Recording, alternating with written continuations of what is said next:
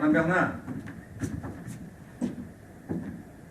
je ne vous ai pas trop dérangé en vous demandant de venir à cette heure-ci. Non, non, docteur, j'ai une minute. Mon adjoint surveille la récréation. J'étais impatient de vous rencontrer. Nous avons tant de choses à faire ensemble et de si urgentes. Ce n'est pas moi qui interromprai la collaboration si précieuse que vous accordiez à mon prédécesseur. La collaboration. Remarquez que je ne suis pas homme à imposer mes idées ni à faire table rase de ce qu'on a édifié avant moi. Au début, c'est vous qui serez mon guide. Je ne vois pas bien de quoi vous voulez parler. Tout ce que vous avez édifié, nous le modifierons plus tard si nécessaire. Mais Écoutez, que ce soit pour les causeries populaires, les réunions d'information ou nos petites réunions à nous, vos méthodes seront les miennes. Vos œuvres seront les miennes. c'est que, docteur, je crains de ne pas bien saisir à quoi vous faites allusion. Je veux dire tout simplement que je veux maintenir intacte la liaison avec vous, même pendant la période d'installation. Il doit y avoir quelque chose qui m'échappe. Vous n'étiez pas en relation constante avec le docteur Parpalais? Je le rencontrais de temps en temps à l'estaminet de l'hôtel de la Clé. Il nous arrivait de prendre un thé. Mais ce n'est pas de ces relations-là dont je veux parler. Nous n'en avions pas d'autres. Comment vous étiez-vous réparti l'enseignement populaire de l'hygiène? L'œuvre de propagande dans les familles, que sais-je, moi? Tout ce que le médecin et l'institutrice ne peuvent faire que d'accord. Nous nous étions rien répartis du tout. Vous aviez préféré agir chacun isolément? Non. Nous n'y avons jamais pensé, ni l'un ni l'autre. C'est la première fois qu'il est question d'une chose pareille à Saint-Maurice. Si je n'entendais pas de votre propre bouche, je pense bien que j'en crois à rien. Je suis désolée de vous causer cette déception, mais ce n'est pas moi qui pouvais prendre une initiative de ce genre-là. Vous l'admettrez, même si j'en avais une idée, et même si le travail de l'école nous donnait plus de loisirs. Évidemment. Vous attendiez un appel qui n'est pas venu. Chaque fois qu'on m'a demandé un service, j'ai tâché de le rendre. Je le sais, Madame Bernard. Je le sais. Voilà donc une malheureuse population entièrement abandonnée à elle-même au point de vue hygiénique et prophylactique. Dame, Je parie qu'ils boivent de l'eau sans même penser aux milliards de bactéries qu'ils avalent à chaque gorgée. oh, certainement. Savent-ils même ce qu'est un microbe? J'en doute fort. Quelques-uns connaissent le mot, mais ils doivent se figurer qu'il s'agit d'une espèce de mouche. Savez-vous que c'est scandaleux?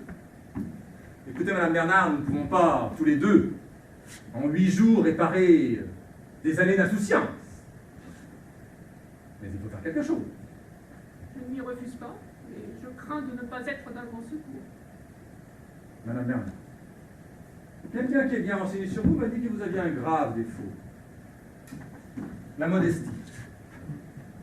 Vous êtes la seule à ignorer ici toute l'influence que vous avez sur l'ensemble de la population. Et je suis au regret d'avoir à vous le dire, mais rien de sérieux ne se fera ici sans vous.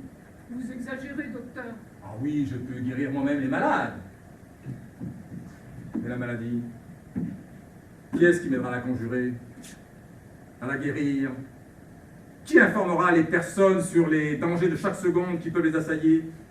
Qui leur apprendra à ne pas appeler le médecin une fois qu'ils sont morts? Ils sont très négligents, je n'en disconviens pas. Commençons par le commencement. J'ai ici la matière de plusieurs causeries. Des notes très complètes. De bons clichés. Et une lanterne. Vous arrangerez tout cela comme vous savez faire. Tenez, pour commencer, une petite conférence sur les bactéries. Très intéressante, ma foi. Très bien illustrée.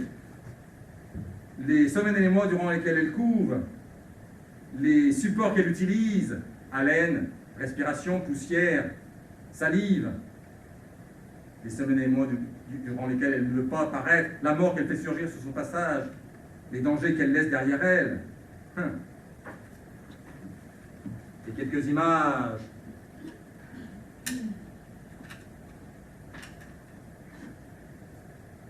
Bactéries grossies.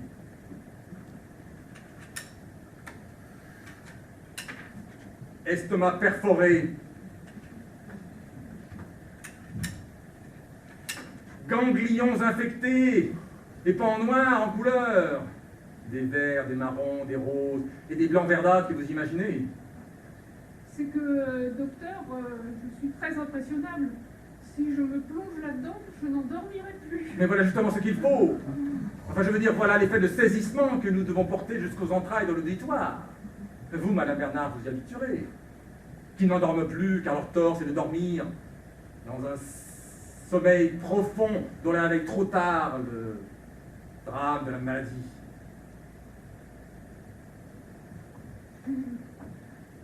J'ai eu beaucoup de mal à être traitée par mes parents. Ma santé n'était pas si solide. Je sais que sur ces photos, ces preuves ne sont que reproduction, mais enfin, quand même. Pour ceux que cette conférence aura laissé de marge en une seconde, qui n'a l'air de rien, les porteurs de germes. Il est démontré, à l'aide de cas observés, qu'on peut paraître être en bonne santé, avoir une figure rose, et avoir un bon appétit, et recéler dans tous les replis de son corps des trillions de bactéries capables d'infecter un département. Fort de la théorie de l'expérience, rien ne me prouve que vous n'en êtes pas un. Moi, docteur? Je serais curieux de connaître quelqu'un qui, au sortir de cette conférence, se sentirait d'humeur abatifolée. Vous pensez que moi, docteur, je suis porteuse de germes? Non, pas vous, je prenais un exemple. Tenez, Madame Bernard. Voici tous les éléments pour faire des petites conférences. Merci de votre confiance, dont je ne doutais pas. Bonne journée, Madame Bernard.